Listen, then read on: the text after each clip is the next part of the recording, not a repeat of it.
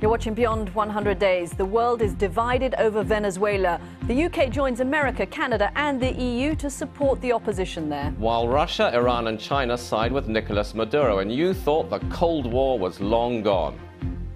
After massive protests yesterday, the head of the opposition declares himself acting president, and he gets the backing of powerful Latin and Western democracies. The regime of former President Nicolas Maduro is illegitimate. His regime is morally bankrupt. It's economically incompetent, and it is profoundly corrupt. Donald Trump blinks. In his standoff with Nancy Pelosi over the State of the Union address, it is the president who backs down. Also on the program, plane maker Airbus says it's a disgrace firms still can't plan for Brexit. Just one business voice hitting the government over its handling of the negotiations. And the man who won a seat in the House of Lords thanks to, yes, you guessed it, a 17th century ancestor who was a mate of a king who lost his head.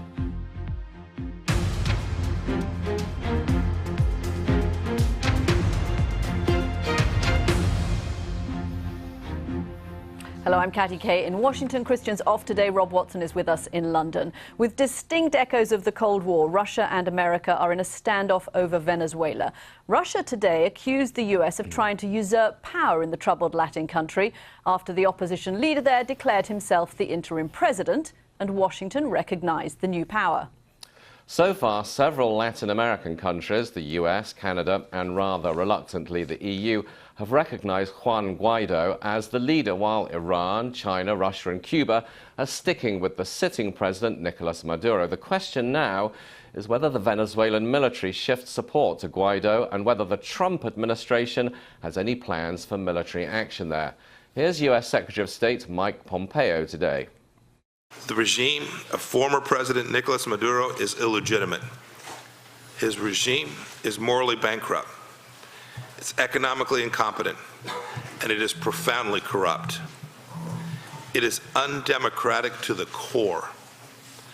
I repeat, the regime of former President Nicolas Maduro is illegitimate. We therefore consider all of its declarations and actions illegitimate and invalid. Mike Pompeo there. Our next guest says that Russia and China are both key supporters of Maduro's regime for different reasons, however. Michael Shifter is the president of the US think tank Inter-American Dialogue. He joins me now in the studio. Michael, thanks very much for coming in. Before we get to this kind of slightly sort of spheres of influence scenario that we've got going on around the world, what happens next in Venezuela? I think it's very uncertain. We have two governments, parallel governments in Venezuela. One has the power, one has legitimacy. Maduro has the power, he has the armed forces behind him, and the other one has the Constitution behind him, Guaido. He's legal, he has a legal basis to be the interim president, but he doesn't have control of the armed forces. That's not working out so well in Libya, where we have two governments. Well, it's complicated. We have a personnel in the embassy in Caracas. Maduro says they have to leave, Guaido says they should stay. If they leave, they have betrayal of Guaido. If they stay, they're in some danger. So it's complicated. So this idea that you've got this kind of Western democracies lined up against Russia, Iran, China, Cuba, I think Mexico's with Maduro too. The world is very split on this. What is Russia trying to do in Venezuela? Russia has primarily been interested in projecting its geopolitical influence in the backyard of the so-called backyard of the United States. Messing with America. Messing with America. America messes with on Russia's borders, so Russia wants to do the same thing, and they're being very aggressive in that respect. And there have also been a lot of arms sales from Russia to Venezuela. There's not much of an economic interest there, but it's more of a geopolitical concern. Michael, for those who don't follow Venezuelan events really closely, I mean, is this crisis all about economics? I don't think so. Of course, the country is devastated economically, but I think it's also politics. People are very scared in Venezuela, and there's been tremendous amount of repression by the Maduro government, by the security forces, and people don't have a voice. There really is dictatorial rule in Venezuela. Unfortunately, the two-decade experiment that started with Hugo Chavez in 1999 has really decayed.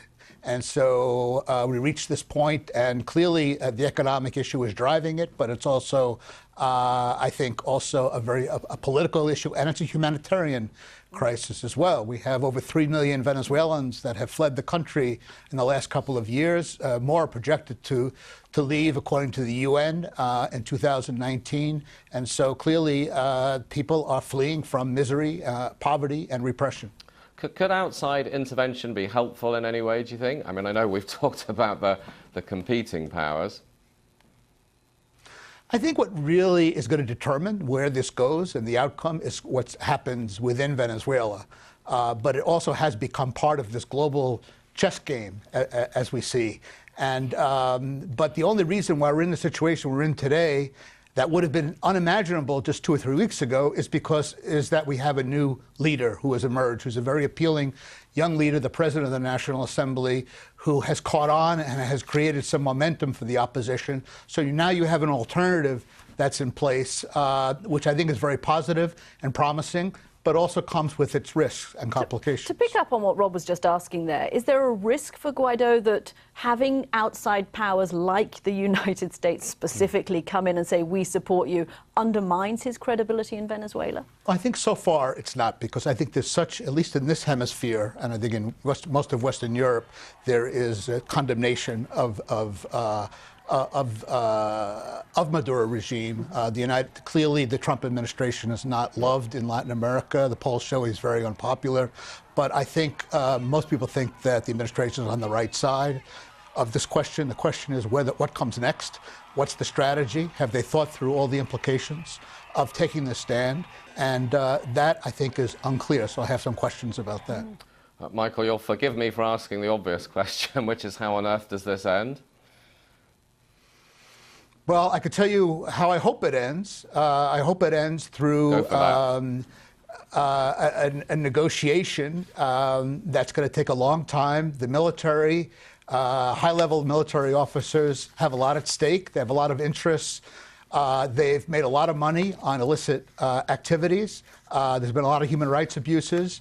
And so if they're going to walk away, they're going to need some protection and some guarantees. And that requires a degree of confidence between the opposition leaders and also the military officials to work out some sort of a mutually acceptable arrangement. I don't think that's easy. I think it will take time.